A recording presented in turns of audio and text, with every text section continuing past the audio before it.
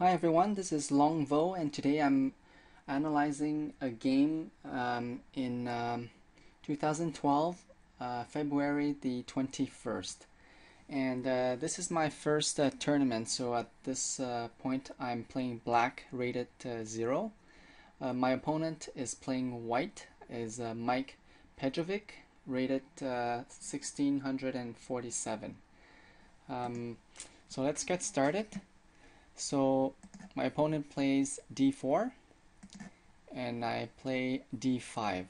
So at this point I don't really know any openings, so I'm just playing by ear. He goes e4.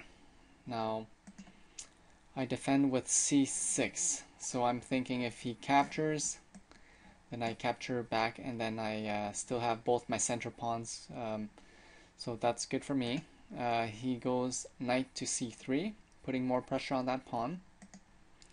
So I defend with knight to g6.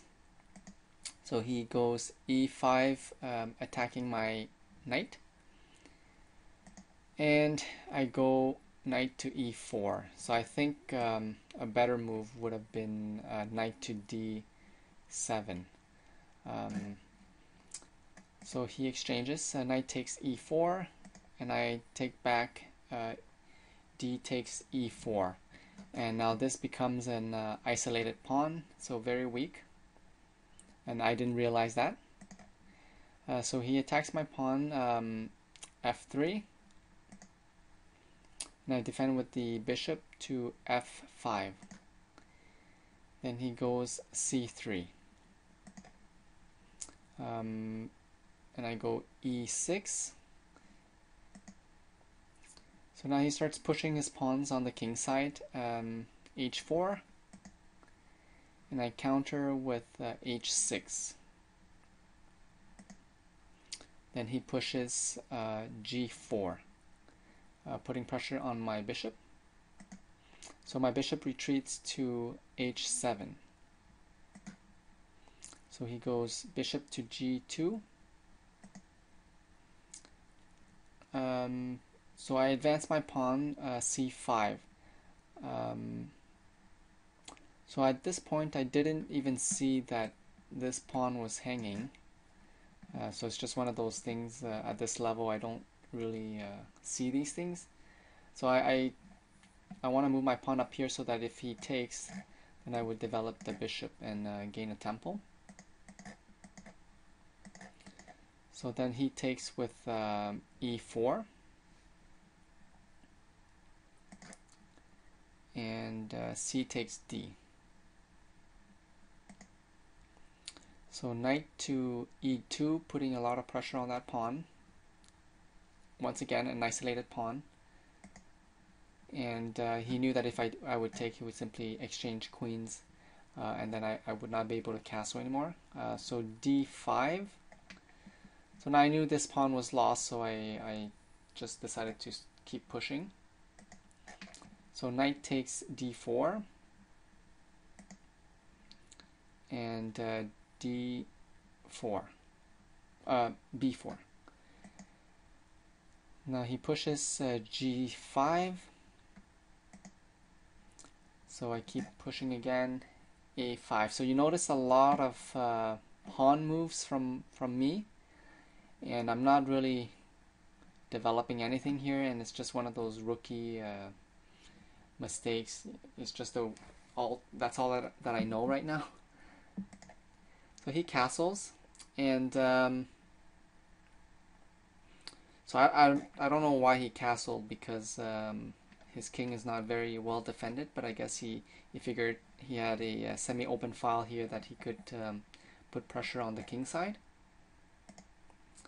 So I go bishop to c5, pinning the knight to the king. So g takes h. So once he did that, he left his h4 pawn hang, so queen takes h4. So I think at this point I'm not doing too bad, because his king is pretty much exposed.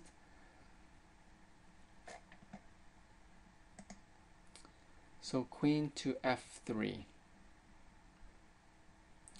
So threatening delivering check here. So my rook defends a7. So h takes g, rook to g8. So now he goes queen to f6. I think here he knows that I have weak dark squares, and I think he's planning to bring the bishop into play, and I didn't even see that. All I was focused on was attacking. So I decided to pin his bishop with the queen to g4, and I guess I was really thinking of attacking him this way. So he goes bishop to g5, and at this point I didn't even see all the threats because I figured my bishop is here, so he couldn't checkmate me. But I didn't realize that there was another way of checkmating me here, and it's just one of those rookie mistakes. And I should have gone something perhaps rook to d7, defending the d8 square, and instead I played bishop to e4. Bishop takes e4, and I was thinking the next move would be checkmate, but then he took advantage of that, so queen to d8, checkmate. So one of those rookie mistakes, and I don't think my opponent played that well either, because he really opened up his king side and castled on that side. I think it would have been better if he castled towards the queen side, right?